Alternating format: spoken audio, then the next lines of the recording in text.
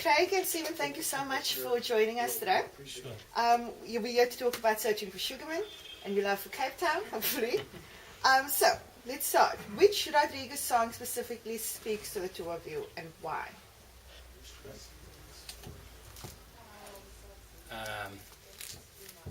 Yeah, mine, I really like, how do you pronounce it? Sandriven Lullaby? Sandriven Lullaby. Sandriven Lullaby, that's my favorite. Now, that's the one with the violins in, and the title is from Sandra and Eva. It's called the Sandra Even Lullaby, so that's where the name comes from. It's named for Rodriguez's two oldest daughters. And why do you love that particular? I think I really like the instrumental portion of that and how the instrumental part of the song goes into the actual track. And of course the lyrics. And how has the movie and specifically the concerts impacted on your life since you've found Rodriguez? Well, basically this all happened 14 years ago.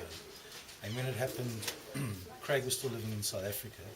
And we were here and Rodriguez came and with the concerts and it was all exciting. But after that, it pretty much finished. Everyone went home. Craig went to live in America. And we sort of, it carried on, but nothing really much happened until 5 years ago when Malik Benjalul decided to make a film, the Swedish director. And then the whole thing sort of came alive for us again, and he filmed us.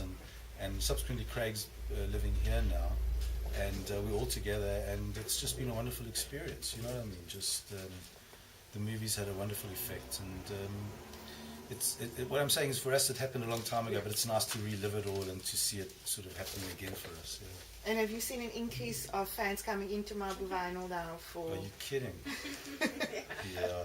I met two Americans last week that said, that I knew from Baltimore, and the first question, I said, are you going to see the game result? They said, yes, but can we go to Sugar's shop? It's been lovely. It's you know, the whole thing is that independent music stores like this, these real little nuts and bolt shops, have been disappearing off the scene. But vinyl has come back, and we're very happy that this is the movie shows Marby Vinyl, because it brings people's attention back to vinyl. And we're thrilled. We've got a lot of people coming past and tourists and popping in, so we couldn't be happier.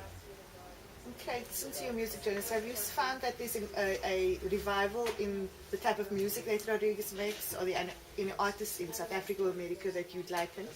I don't think there's been a revival, but I think what's interesting is this music is so true. You know, there was zero hype and a lot of truth, and so it's an example of where like real good and true music can rise above, you know, the music that's led by hype today. I mean, you know, the Kardashian and the Hilton Handbook of Fame is, you know, you're basically famous because you're famous almost, and you have machines like Twitter and Facebook and, you know, websites and all these PR mechanisms. Rodriguez didn't have any of that. Yeah.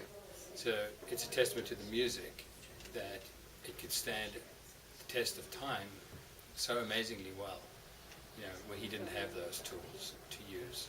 And he was not the kind of person who would sell out just for the sake of being famous. Stephen, what are your top 5 music spots in Cape Town? Live music spots. Well, I like the Belleville Velodrome, although they don't have many concerts there because that's where the first concerts were held. But there's a lot of very hip places around Cape Town. There's the Zula Bar, there's Assembly, there's Neighborhood, there's the Mercury. There's been a very buzzing Cape Town live music scene for many years. So, and these are the places that have stayed. And Cape Town's a very musical city. So those would be the ones I would go to. So guys, finally, what do you love about Cape Town? I've just been back 6 months. No, 4 months, 5 months. Well, not back 5 months. I moved here 5 months ago for the first time. So for me, it's just about the mountains. I think. I mean, it's just incredible everywhere I go, and you know, also the people. It's a really nice place compared to Johannesburg, but I don't know if I can say that. Well, we're both from Johannesburg. Well, mostly Craig's from Free State and stuff, but I'm Joburg born and raised, and we moved down here about 15 years, and I've not regretted it for 1 second. This is the coolest city in the world, and to have a shop like this here and for my children to grow up here. Cape Town is a beautiful city, and I think what's important is that Malik captures that in the movie. He's shown Cape Town, Chapman's Peak, Table Mountain, Cape Sun. It's just, it's part of the movie. The charm of the movie is how beautifully he's filmed Cape Town. And people have been saying we want to come and have a look at it. So from a tourism point of view, this movie's making its contribution, which is lucky, you know.